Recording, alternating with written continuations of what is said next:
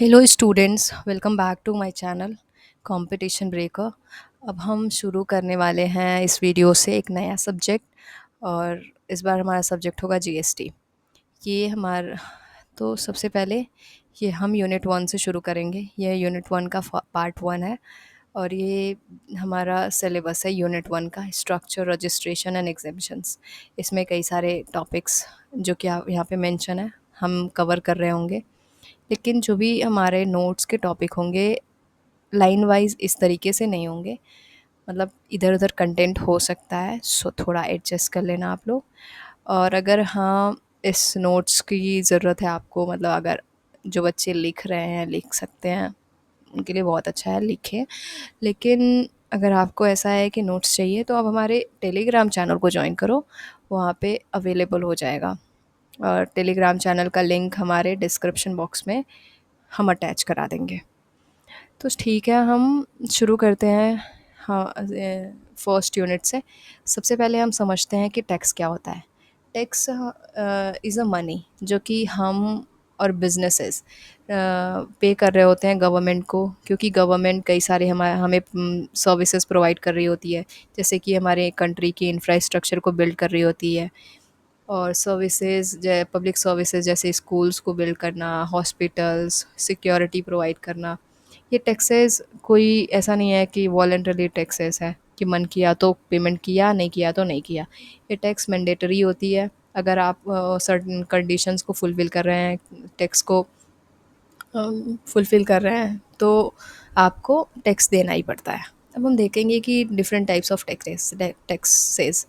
तो जो टैक्स होता है वो दो टाइप्स के होते हैं, direct tax, indirect tax. Direct taxes वो टैक्स होते हैं जो कि हम डायरेक्टली गवर्नमेंट को पे कर रहे होते हैं। इनडायरेक्ट टैक्स वो टैक्स हैं जो हम डायरेक्टली गवर्नमेंट को तो नहीं पे कर रहे हैं, लेकिन हम अगर गुड्स खरीद रहे हैं, सर्विसेज रेंडर कर रहे हैं, तो हम इनडायरेक्टली टैक्सेस को पे कर रहे हैं। इसको डायरेक्ट टैक्स को कौन पे कर रहा होता है? तो डायरेक्ट टैक्स को डायरेक्टली पर्सन पे कर रहा है, मतलब जिसके ऊपर टैक्स लग रहा है डायरेक्टली पर्सन। जैसे कि अगर इनकम है, हम मैं एक सैलरी अर्न कर रही हूँ, तो मुझे अपनी इनकम पे ही टैक्स पे करना है। वहीं पे जो इनडायरेक्ट टैक्सेस हैं वो बायर पे कर रहा होता है, सेलर नहीं कर रहा होता है। सेलर बायर से कलेक्ट कर रहा होता है, फिर गवर्नमेंट को पे कर रहा होता है। इसी वजह से इनडायरेक्ट टैक्सेस इसको कहते हैं। अगर एग्जांपल की बात करें तो डायरेक्ट टैक्सेस में इनकम टैक्स हो गया, वेल्थ टैक्स हो गया, प्रॉपर्टी टैक्स हो गया। और इनडायरेक्ट टैक्सेस में गुड्स एंड सर्विस टैक्स हो गया, वैट हो गया, कस्टम ड्यूटी हो गया।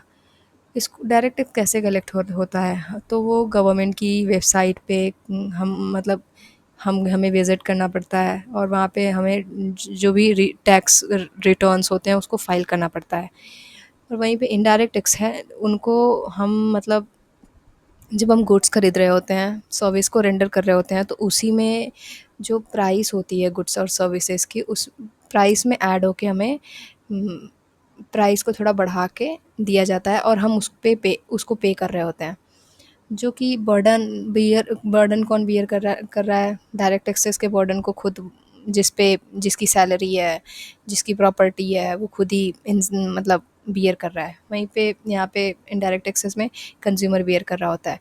जो डायरेक्ट टैक्सेस हैं उनको शिफ्ट नहीं किया जा सकता है किसी और पे। ऐसा नहीं है कि मेरी सैलरी पे कोई और टैक्स पे कर दिया। डायरेक्ट टैक्सेस इनडायरेक्ट टैक्सेस हैं, उनके जो भी बर्डन है उसको शिफ्ट किया जा सकता है। मतलब सेलर अपना जो भी बर्डन है वो पास कर देता है बायर पे। जो डायरेक्ट टैक्सेस हैं वो इस मतलब उन प्रोग्रेसिव इन नेचर है। मतलब अगर इनकम बढ़ रही है, आपकी वेल्थ बढ़ रही है, तो आपका टैक्स रेट भी बढ़ा रहेगा। लेकिन इनडायरेक्ट से टैक्सेस में ऐसा नहीं है। आप अगर ज़्यादा कंजम्पशन कर रहे हो, ज़्यादा खरीद रहे हो गुड्स एंड सर्विसेज को, तो आपको ज़्यादा देना पड़ेगा। अगर आप नहीं खरीद रहे हो तो आपको नहीं देना पड़ेगा। अगर जो डायरेक्ट टैक्सेस हैं यूजुअली पे हो रहे होते हैं ईयरली, पीरियोडिकली। लेकिन जो इनडायरेक्ट टैक्सेस हैं वो आप पे डिपेंड करता है कि आप मतलब गुड्स खरीद रहे हो तो आपको करना पड़ता है। जितनी बार का खरीदोगे उतनी बार करना पड़ेगा। प्राइस पे इम्पैक्ट क्या पड़ता है? ये डायरेक्ट टैक्सेस हैं वो डायरेक्टली नहीं अफेक्ट कर रहे होते हैं प्राइस सेस को। लेकिन जो इनडायरेक्ट टैक्सेस हैं वो डायरेक्टली इम्पैक्ट कर रहे होते हैं, क्योंकि प्राइस हमारी बढ़ जाती है। अब हम देखेंगे genesis of GST in India. तो जेनेसिस ऑफ जीएसटी का मतलब है कि हमारे इंडिया में मतलब जीएसटी कैसे शुरू हुई, मतलब ओरिजिन ऑफ जीएसटी कह सकते हैं एक तरीके से। तो जीएसटी का फुल फॉर्म होता है गुड्स एंड सर्विस टैक्स। ये एक सिंगल टैक्स है जो कि अप्लाई होता है on supply of goods and services India में। अब हम समझेंगे कि कैसे इंडिया में स्टार्ट हुआ। तो 2000 के टाइम पे जब हमारे प्राइम मिनिस्टर वाजपेयी जी थे, उन्होंने ये आइडिया सजेस्ट किया था कि जीएसटी को इम्प्लीमेंट करने का। फिर 2003 में एक कमेटी सेटअप की गई थी, सेंट्रल गवर्नमेंट ने सेटअप की थी, और उसका नाम था केलकर कमेटी, जो कि लेड कर रहे थे विजय केलकर, और इन्हीं के नाम पर ये कमेटी का नाम पड़ा था। और इस कमेटी ने में कुछ मतलब ग्रुप्स ऑफ पीपल थे उसमें। मतलब उन लोगों ने इसको, जो भी इनका प्राइम मिनिस्टर का सजेशन था, उसको बहुत स्ट्रांगली सपोर्ट किया था कि हमें मतलब एक ऐसा टैक्सेशन इम्प्लीमेंट करना चाहिए अपने इकोनॉमी में जो कि कॉम्प्रिहेंसिव इन नेचर हो। फिर 2006 से 7 वाले टाइम पे जो यूनियन बजट प्रेजेंट हुआ था by finance minister P Chidambaram, उन्होंने अनाउंस किया था कि जीएसटी इम्प्लीमेंट होने वाला है फ्रॉम 1 अप्रैल 2010 से। लेकिन उस टाइम पे नहीं हो पाया था, क्योंकि कई सारे मतलब ऐसे पॉलिटिकल रीजंस की वजह से। हमें उसको पढ़ने की ज़रूरत नहीं है। फिर 2014 के टाइम पे जो नई नई गवर्नमेंट आई थी, एनडीए गवर्नमेंट, उस टाइम जो फाइनेंस मिनिस्टर थे अरुण जेटली, उन्होंने इंट्रोड्यूस किया था कॉन्स्टिट्यूशन में अमेंडमेंट, जो कि कॉन्स्टिट्यूशन 122nd अमेंडमेंट बिल 2014 था। तो ये इसलिए था कि हम जीएसटी को इम्प्लीमेंट कर सके अपने इंडिया में। फिर 2017 में 27 मार्च को ये जीएसटी बिल को प्रेजेंट किया गया था हाउसेस ऑफ पार्लियामेंट में। फिर जीएसटी हाउसेस ऑफ पार्लियामेंट में मतलब जीएसटी बिल पास होने के बाद जीएसटी एक्ट बन गया। फिर पास हुआ था वो पार्लियामेंट में। फाइनली उसके बाद 12 अप्रैल को प्रेसिडेंट का अप्रूवल मिल गया था, प्रेसिडेंट ने मतलब साइन कर दिया इस एक्ट पे, और अब ये लॉ बन गया था। फिर 1 जुलाई 2017 को फाइनली जीएसटी हमारे इंडिया में लॉन्च हुआ था, जो कि हमारे टैक्स सिस्टम में एक शिफ्ट था। फिर उसके बाद जो ये 1 जुलाई 2017 को हमारे कंट्री में इम्प्लीमेंट हुआ था जीएसटी, वो होल ऑफ इंडिया पे हुआ था एक्सेप्ट जेएनके। जेएनके में कुछ टाइम बाद हुआ था, क्योंकि जेएनके के पास एक स्पेशल पावर है हमारे कॉन्स्टिट्यूशन ऑफ इंडिया के अंदर, जिसके अंदर मतलब जेएनके को एक स्पेशल पावर मिलती है कि वो अपने डिसीजंस खुद ले सकता है। ऐसा नहीं है कि पार्लियामेंट के सारे लॉज को वो डायरेक्टली फॉलो करे। फिर अब देखते हैं कि हाँ, जो जीएसटी को सबसे पहले कौन सी कंट्री ने इम्प्लीमेंट किया था, तो वो फ्रांस ने किया था इन 1954। लेकिन आज बहुत सारी कंट्रीज़ हैं, लाइक ओवर 160 कंट्रीज़ जिसके पास जीएसटी है, या और क्या कह सकते हैं कि सिमिलर टैक्स सिस्टम है। अब हम देखेंगे कि जीएसटी का फ्रेमवर्क क्या है हमारे इंडिया में। तो हमारे इंडिया में डुअल्स जीएसटी मॉडल फॉलो होता है, क्योंकि हमारा जो स्ट्रक्चर है वो फेडरल स्ट्रक्चर है, जहाँ पे सेंट्रल और स्टेट गवर्नमेंट दोनों के पास पावर होती है। और इस पॉलिसी, कोई भी पॉलिसी हो, मतलब डिसीजन दोनों गवर्नमेंट ले सकती है, उसमें कुछ मतलब डिवाइड हुआ है उन सेंट्रल और स्टेट गवर्नमेंट के पावर्स, हम आगे देखेंगे। जीएसटी एक डेस्टिनेशन बेस्ड टैक्स है। ऐसा नहीं है कि अगर हमारा गुड्स कहीं से मतलब प्रोड्यूस हो रहा है, कहीं भी प्रोड्यूस हो रहा है, तो वहाँ पे टैक्स रेट लगेगा, ऐसा नहीं है। जीएसटी लगेगा वहाँ पे लगेगा जहाँ पे डिलीवर हो रहा है, जहाँ पे कंज्यूम हो रहा है। अब हम देखेंगे कि जीएसटी के क्या क्या कंपोनेंट्स हैं, या फिर कह सकते हैं कि टाइप्स क्या हैं। तो सेंट्रल उसके कुछ टाइप्स हैं, जैसे अब हम देखते हैं central goods and service tax. Central goods and service tax collect किया जाता है सेंट्रल गवर्नमेंट के थ्रू, और ये अप्लाई होती है विद इन स्टेट ट्रांजेक्शन्स, मतलब जो भी with in state goods and services के ट्रांजेक्शन्स हो रहे हैं उस पर। States goods and service tax को कलेक्ट कर रहे होते हैं स्टेट गवर्नमेंट या यूनियन टेरिटरीज जिनके पास उनका खुद का लेजिस्लेचर है, जैसे कि फॉर एग्ज़ाम्पल हमारा दिल्ली हो गया, पुडुचेरी हो गया। और ये उस ट्रांज़ैक्शंस पे अप्लाइज़ होते हैं जो कि विद इन स्टेट हो रहे होते हैं। Union territories goods and service tax UTGST ये कलेक्ट किए जाते हैं यूनियन टेरिटरीज़ के द्वारा जिनके पास उनका खुद का लेजिस्लेचर नहीं है। जैसे दिल्ली और पुडुचेरी को आप छोड़ दो, उसके अलावा जितने भी यूनियन टेरिटरीज़ हैं उनके पास उनका खुद का लेजिस्लेचर नहीं है। तो उनके मतलब जो भी ट्रांजैक्शंस हो रहे हैं विद इन स्टेट, तो उन पर जो टैक्स लग रहा होता है वो यूटीजीएसटी है। फिर आईजीएसटी हो गया, integrated goods and service tax. ये उन ट्रांजैक्शंस पे अप्लाई हो रहे होते हैं बाई सेंट्रल गवर्नमेंट जो कि इंटर स्टेट सप्लाईज हैं, मतलब गुड्स और सर्विसेज का जो मूवमेंट है, ट्रांजैक्शन है, वो एक स्टेट से दूसरे स्टेट पे होता है। और जो आईजीएसटी होता है वो इक्वल टू होता है सीजीएसटी और एसजीएसटी के, या फिर आई यूटीजीएसटी कह सकते हैं। हम देखते हैं कुछ हमारे जो भी रूल्स हैं, एक्ट हैं जीएसटी के रिलेटेड, जैसे सीजीएसटी एक्ट 2017। इसमें मतलब जो भी लॉज हैं वो बता रहे होते हैं कि सीजीएसटी से रिलेटेड जितने भी रूल्स हैं वो इसमें है कि सीजीएसटी को कैसे लगाना है, किस पे लगाना है, ऐसे सब। और फिर यूटीजीएसटी एक्ट 2017 है जो कि यूनियन टेरिटरीज़ विदाउट लेजिस्लेचर्स वाले मतलब स्टेट्स हैं उस पे लग रहे होते हैं। एसजीएसटी के जो लॉज हैं वो स्टेट या यूनियन टेरिटरीज़ विथ लेजिस्लेचर पर चार्ज हो रहे होते हैं। आप एग्जाम्पल के मतलब देख सकते हैं कि यूनियन टेरिटरीज़ विदाउट लेजिस्लेचर कौन कौन से हैं। तो वो अंडमान निकोबार हो गया, चंडीगढ़, दादरा नागर हवेली, दमन दीव एंड लक्षद्वीप एंड लद्दाख। हम देखेंगे कि कुछ कॉन्स्टिट्यूशनल अमेंडमेंट्स जो कि जीएसटी से रिलेटेड है। तो पहले हम समझते हैं ये अमेंडमेंट ज़रूरी क्यों है। क्योंकि कोई भी रूल को मतलब कोई भी पॉलिसी को इम्प्लीमेंट करना, उसको एक लॉ के नज़र में इम्पोर्टेंस देना, रिकॉग्निशन देने के लिए हमें सबसे ज़्यादा इम्पोर्टेंट होता है कि हम उसको अपने कॉन्स्टिट्यूशन में मेंशन करें। तो इसलिए अमेंडमेंट के ही थ्रू हम मेंशन कर सकते हैं कॉन्स्टिट्यूशन में, तो इसलिए हमारे यहाँ अमेंडमेंट ज़रूरी है। जो सेंट्रल गवर्नमेंट है वो मतलब ये पहले वो होता था जब जीएसटी नहीं था। तो सेंट्रल गवर्नमेंट लगा रही होती थी टैक्स गुड्स पे जो कि मैन्युफैक्चर्ड इन इंडिया होती थी, मतलब एक्साइज ड्यूटी लग रही होती थी। और सर्विस टैक्सेस पे सर्विस टैक्स हुआ करती थी। इंटर स्टेट सेल्स के लिए सेंट्रल सेल्स टैक्स हुआ करता था। स्टेट गवर्नमेंट लगा रही होती थी वैल्यू एडेड टैक्स जो कि गुड्स पे लग रही होती थी, मैन्युफैक्चरिंग के जो बाद आती थी। उस टाइम पे जितने मतलब वैल्यू एडेड हो रही हैं मैन्युफैक्चरर से होलसेलर तक जाने में, जितना भी वैल्यू ऐड हुआ गुड्स में तो उस पे टैक्स लग रहा होता था।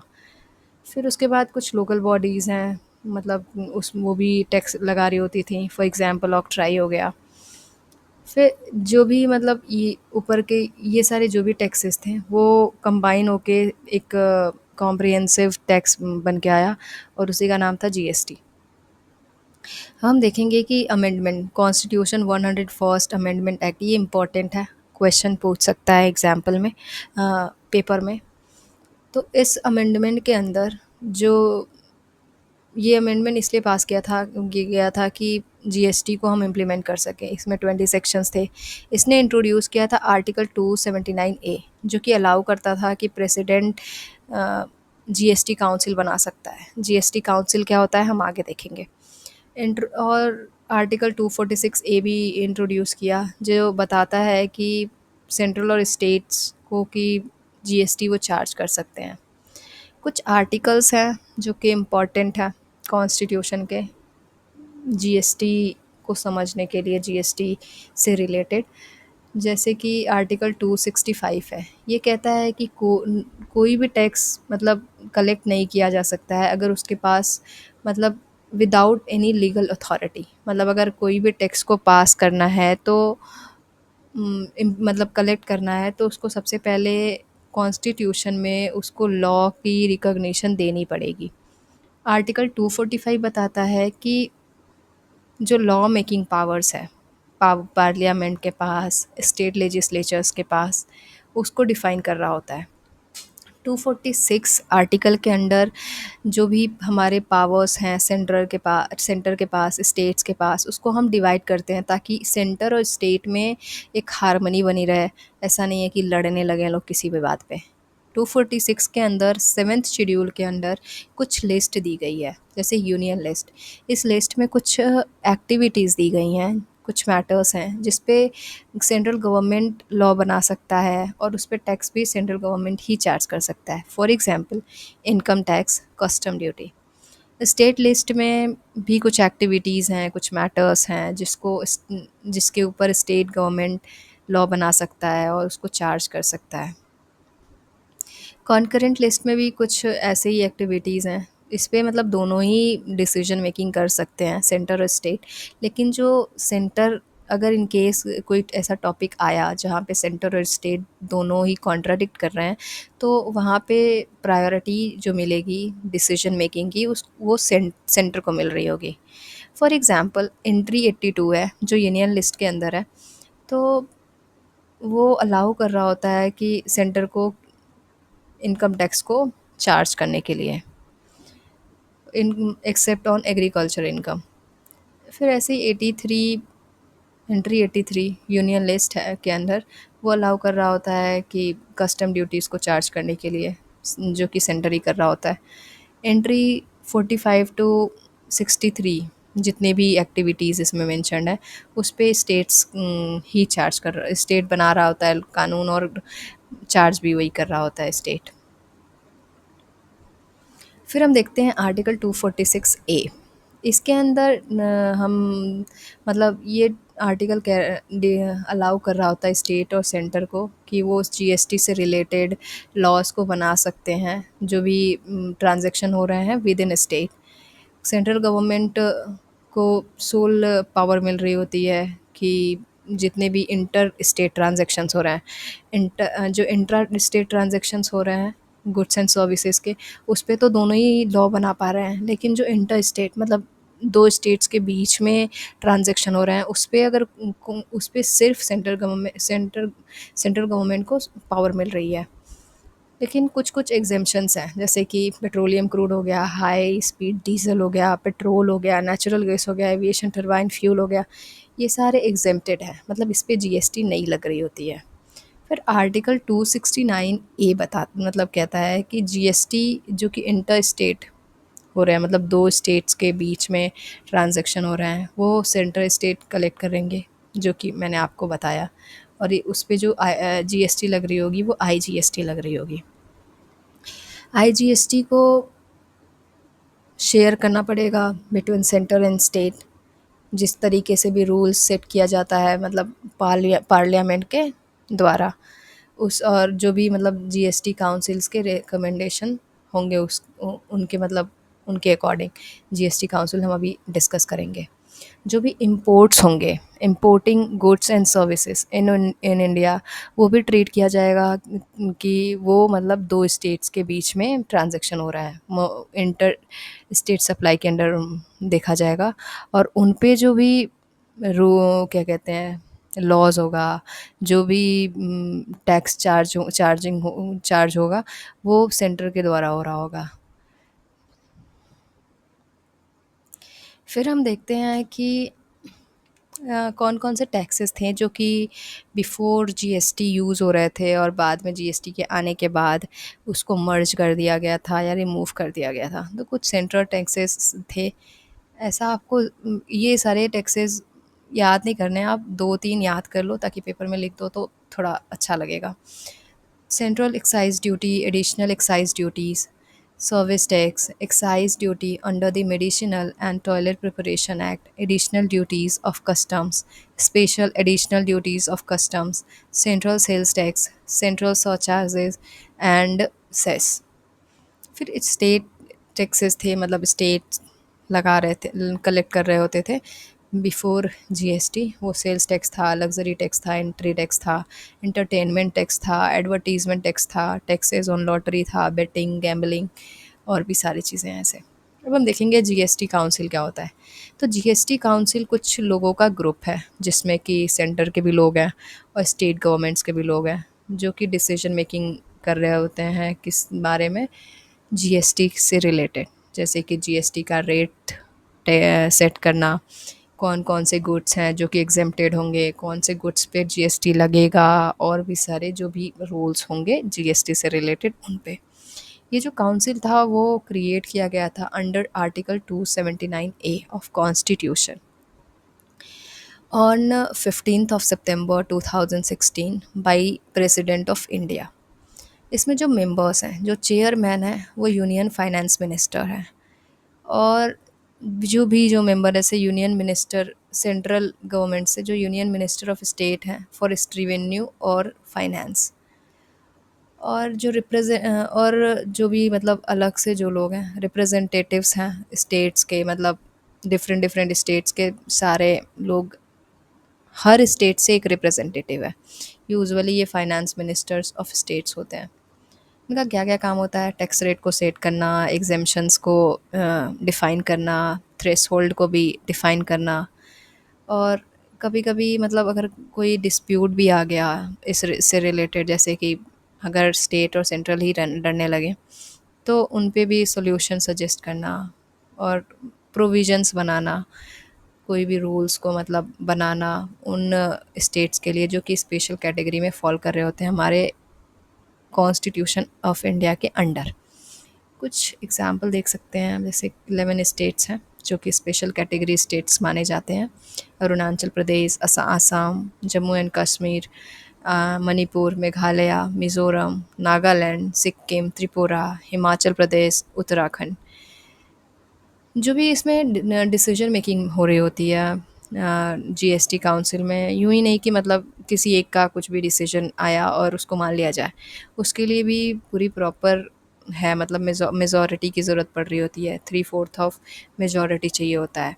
सेंट्रल गवर्नमेंट के केस में मतलब 1/3 ऑफ टोटल वोट्स चाहिए होता है, जो लोग वहाँ पे प्रेजेंट हैं उस मीटिंग के दौरान।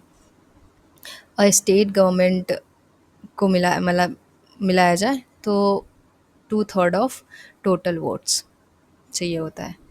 हम कुछ इम्पॉर्टेंट डेफिनेशंस को देखेंगे। तो सबसे पहले जीएसटी का डेफिनेशन देखते हैं। तो जीएसटी का definition under article 366 sub section 12A of our constitution define है, जो कहता है कि ये वो टैक्स है जो कि चार्ज होता है ऑन सप्लाई ऑफ गुड्स और सर्विसेज, और मतलब दोनों पे भी हो सकता है, सिर्फ गुड्स ऑफ सप्लाई पे भी हो सकता है, सप्लाई रेंडरिंग ऑफ सर्विसेज पे भी हो सकता है, और दोनों पे भी हो सकता है। इसमें कुछ कुछ एक्सेप्शन है, हम डिटेल में आगे पढ़ेंगे, लेकिन ऐसे ही देख लेते हैं कि जैसे अल्कोहलिक लिगर जो कि ह्यूमन कंजम्पशंस के लिए है, उस पे नहीं हो रहा होता है। हम देखेंगे कि अब गुड्स का डेफिनेशन क्या है।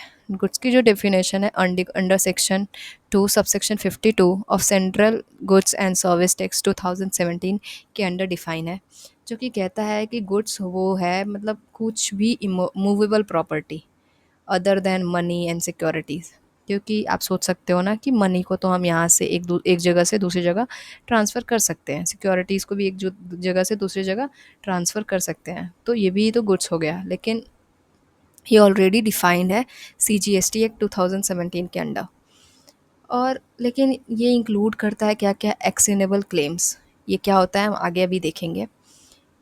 और ग्रोइंग क्रॉप्स, ग्रास, थिंग्स, जो कुछ भी मतलब पार्ट ऑफ लैंड है और वो कट हो गया, मतलब जो भी क्रॉप्स हैं जो ऑलरेडी अभी लैंड में है, उसको हम नहीं लेंगे, वो हमारे गुड्स के अंडर नहीं आएगा। लेकिन अगर वो कट हो गया तो वो हम गुड्स के तरह देखेंगे और वो टैक्सेबल हो जाएगा। सिक्योरिटीज़ देखते हैं, सिक्योरिटीज़ क्या होती हैं। तो ये sub section 2 sub section 101 of CGST act के अंदर डिफाइन है। ये सिक्योरिटीज़ कुछ भी हो सकती हैं, मतलब शेयर्स हो गया, स्टॉक्स हो गए, बॉन्ड्स, डिबेंचर्स, म्यूचुअल फंड्स, और भी कोई भी सिक्योरिटीज़ जो कि हम उसको मतलब ट्रेड मार्केट में ट्रेड कर सकते हैं। ये डिफ़ाइन किया गया है सिक्योरिटीज़ कॉन्ट्रैक्ट रेगुलेशन एक्ट 1956 के अंडर। सिक्योरिटीज़ को हम नहीं टैक्स कर रहे होते हैं जीएसटी के अंदर। हमने यहाँ पे देखा कि ये अदर देन मतलब एक्सेप्शन है गुड्स के अंडर। फिर मनी की बात करें तो कुछ भी मतलब जो भी इंडियन लीगल टेंडर है, फॉरेन करेंसी हो गया, cheques, promissory note, bills of exchange, letters of credit, drafts, pay orders, travellers cheque, money orders and आप देख सकते हो, इसमें पढ़ लो आप। कुछ मतलब, लेकिन इसको मतलब ये रिकॉग्नाइज्ड होता है रिजर्व बैंक ऑफ इंडिया की, मतलब फॉरेन करेंसी के टर्म में भी वो अपने सेंट्रल बैंक्स में उसको रिकॉग्निशन मिलनी चाहिए, जैसे कि हमारे यहाँ मिल रही होती है। ये एक्सक्लूड कर रहा होता है, ये मनी क्यों नहीं मतलब आ रहा होता है मतलब इसमें, क्योंकि जो भी मनी है वो ऐसा नहीं है कि हम गुड्स के टर्म में गुड मनी हम यूज़ कर रहे होते हैं गुड्स को ख़रीदने के लिए। ऐसा नहीं है कि हम यूं ही दे रहे हैं तो गुड्स की तरह ऐसा ऐसे नहीं देते हैं। ये एक्सक्लूड कर रहा होता है उन करेंसीज़ को, उन कॉइन्स को जो कि ट्रेड हो रहे होते हैं।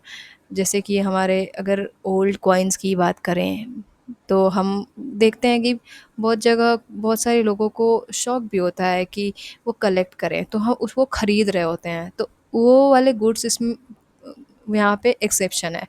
वो हम गुड्स की तरह ही उनको कंसिडर करने लगते हैं। अब हम देखते हैं कि actionable claim section 2 sub section 1 of CGST act के अंदर डिफाइन है। उसमें ये है मतलब कोई भी क्लेम जो कि अगर किसी ने लोन लिया है और उस पर वो क्लेम कर रहा है, और वो क्लेम मतलब इन्फोर्स कर सकते हैं हम in the eyes of law, वही सारे क्लेम्स इसके अंडर मतलब आते हैं। उसमें भी कुछ एग्जेम्पशंस हैं, जैसे कि कोई भी डेट जो कि सिक्योर्ड है अगेंस्ट मॉर्टगेजेस हो गया, या फिर लैंड हो गया, तो वो सारे क्लेम्स यहाँ पे नहीं इंक्लूडेड हैं। और बहुत सारे मतलब मोस्टली कह सकते हैं कि जो एक्शनेबल क्लेम्स हमारे जीएसटी के अंडर टैक्सेबल नहीं है, लेकिन उसके लिए मतलब कुछ रूल्स हैं। लेकिन जैसे कि लॉटरी हो गया, लॉटरी जैसा क्लेम यहाँ पे टैक्सेबल है। हम देखेंगे नेक्स्ट डेफिनेशन, तो नेक्स्ट डेफिनेशन है सर्विस की। तो सर्विस की जो डेफिनेशन है section 2 sub section 102 of CGST act के अंदर डिफाइन है। सर्विसेज वो है कि जो गुड्स नहीं है, जैसे कि मनी हो गया, सिक्योरिटीज़ हो गया, ये सारी चीज़ें इंक्लूडेड हैं सर्विसेज के अंडर। सर्विसेज इंक्लूड करता है वो सारी एक्टिविटीज़ जो कि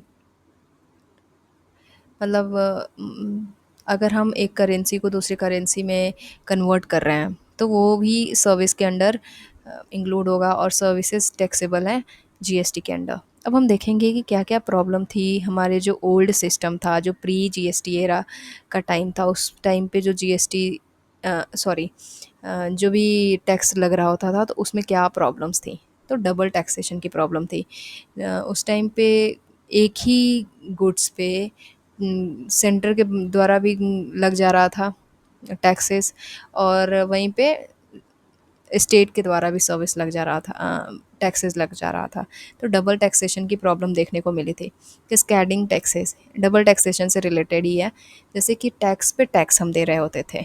फॉर एग्ज़ाम्पल अगर हम बात करें तो जैसे कि अगर कोई भी गुड्स मैन्युफैक्चरर से होल सेलर हम ट्रांसफ़र कर रहे हैं, तो जब मैन्युफैक्चरर होल सेलर को ट्रांसफ़र कर रहा होता था तो वो जितने भी गुड्स को, मान लो कि सपोज़ 10,000 गुड्स को सप्लाई कर रहा है, तो उस पे वो अपनी प्रॉफ़िट को लगा के फिर उस पे टैक्सेस लगा के फिर ट्रांसफ़र कर रहा होता था। तो जब सेलर से रिटेलर के पास जा रहा होता था गुड्स, तो अगेन होल सेलर उस पे टैक्स लगाता था, फिर रिटेलर को बढ़ाता था। तो इस तरीके से जो सप्लाई चेन हमारी चल रही होती थी, तो वो लास्ट जाते जाते प्राइस भी इंक्रीज़ हो जाता था, और हमारा जो टैक्सेस था वो दो दो बार टैक्स भी लग जा रहा होता था। फिर उसके बाद देखेंगे सर्विस टैक्स एक्सक्लूजन। जो सर्विसेज हमने पढ़ा था इंडियन इकोनॉमी में कि उस जब हमारा पहले हमारी जो सर्विस सेक्टर था वो काफ़ी अच्छा कर रहा था, लेकिन क्योंकि हमारी इकोनॉमी के पास एक अच्छी सी टैक्स सिस्टम नहीं थी, तो हमने मतलब रिवेन्यू अच्छे से कलेक्ट ही नहीं कर पाए। सर्विस सेक्टर हमारा अच्छे से ग्रो कर रहा था, तो हम ज़्यादा से ज़्यादा रिवेन्यू हम कलेक्ट कर सकते थे, जिसकी वजह से हमारा शायद और ज़्यादा इंफ्रास्ट्रक्चर वगैरह, पब्लिक सर्विसेज वगैरह और ज़्यादा अच्छी होती। Central sales tax issues. Central sales tax में जो भी मतलब कलेक्शन ऑफ टैक्सेस होते थे, वो on the basis of origin होते थे, मतलब कि जहाँ से प्रोड्यूस हो रहे हैं वहाँ से वहाँ पे ही टैक्स लग रहा होता था, ये नहीं कि जहाँ पे कंज्यूम हो रहा है, जो कि अगेंस्ट था principle of consumption based taxes. फिर अगर हम बात करें अदर टैक्सेस की, तो स्टेट्स के पास मतलब काफ़ी एक्स्ट्रा टैक्सेस थे, जैसे लग्जरी टैक्स, इंटरटेनमेंट टैक्स, और भी बहुत सारे टैक्सेस थे जो कि हमने ऊपर देखा था। तो अब ये सारी चीज़ें हट के मतलब कॉम्प्लेक्सिटीज़ थी, एक तरीके से ये कह सकते हैं। अब हम देखेंगे कि फ़ीचर्स हैं क्या हैं जीएसटी के। आप मतलब कोशिश करना कि हमने जो भी प्रॉब्लम्स पढ़े, तो आप देखोगे कि वो सारी प्रॉब्लम्स हमारी फ़ीचर्स ऑफ जीएसटी में सॉल्व हो रही होंगी। अभी जीएसटी एक कॉम्प्रिहेंसिव टैक्स था, जो कि कवर कर रहा होता था गुड्स और सर्विसेज को, दोनों को under one tax system only. अभी मतलब गुड्स के अंडर गुड्स के अंडर क्या क्या आता है, सर्विसेज के अंदर क्या क्या आता था, वो प्रॉपरली डिफाइन था।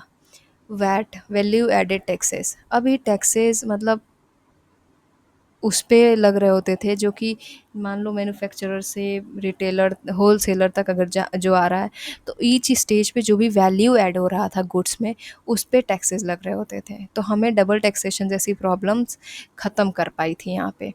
कंटिन्यूअस टैक्स क्रेडिट, यहाँ पे जो बिजनेसेस थे वो क्लेम कर सकते थे क्रेडिट ऑन जीएसटी, मतलब in the form of input tax credit. मतलब ऐसा नहीं है कि दो बार करना पड़ रहा है। अगर कोई भी बिजनेस गुड्स ऑलरेडी किसी गुड्स पे टैक्स को पेमेंट कर दिया है, तो वो नेक्स्ट स्टेज पे इनपुट टैक्स क्रेडिट के अंदर बेनिफिट को अवेल कर लेते थे, जिसकी वजह से जो टैक्सेस डबल बार और एक्स्ट्रा एक्स्ट्रा नहीं पेमेंट करना पड़ता था। कैस्केडिंग इफ़ेक्ट ख़त्म हो गया था, मतलब टैक्स पे टैक्स देने की ज़रूरत नहीं पड़ रही थी। Goods and service taxes are taxed at the same rate, जो कि हमारे टैक्स सिस्टम को सिंप्लीफाई किया। जो जीएसटी था डेस्टिनेशन बेस्ड टैक्स था, ये नहीं कि ओरिजिन बेस्ड टैक्स। मतलब डेस्टिनेशन बेस्ड टैक्स का मतलब ये है कि जो भी टैक्स कलेक्ट होता था, वो जहाँ पे गुड्स कंज्यूम्ड हो रहा है वहाँ से वहाँ पे टैक्स क्या कहते हैं, कलेक्ट होता था, ये नहीं कि जहाँ प्रोड्यूस किया जा रहा है। हम देखेंगे कि कौन कौन से एग्जेम्पशंस हैं जीएसटी के अंदर। तो alcoholic liquor for human consumption ये एक्सक्लूडेड है जीएसटी के अंदर। इस पे आज भी स्टेट एक्साइज ड्यूटी लग रही होती है उसके प्रोडक्शन पे, और वैट लग रहा होता है उसके सेल पे। पेट्रोलियम प्रोडक्ट्स जैसे कि petroleum crude, diesel, petrol, ETF, natural gas, ये सारी मतलब टैक्सेबल नहीं है जीएसटी के अंडर। ये टैक्सेबल है सेंट्रल एक्साइज ड्यूटी के ही अंदर अभी भी।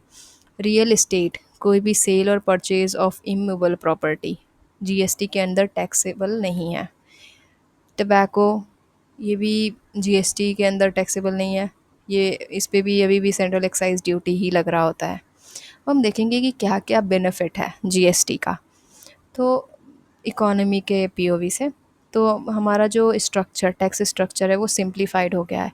मतलब अभी हमारा काफ़ी सारी चीज़ें इजी हो गई हैं, जैसे गुड्स की डेफिनेशन, सर्विस की डेफिनेशन, और भी सारी जो भी रूल्स हैं वो बहुत अच्छे से डिफाइंड है।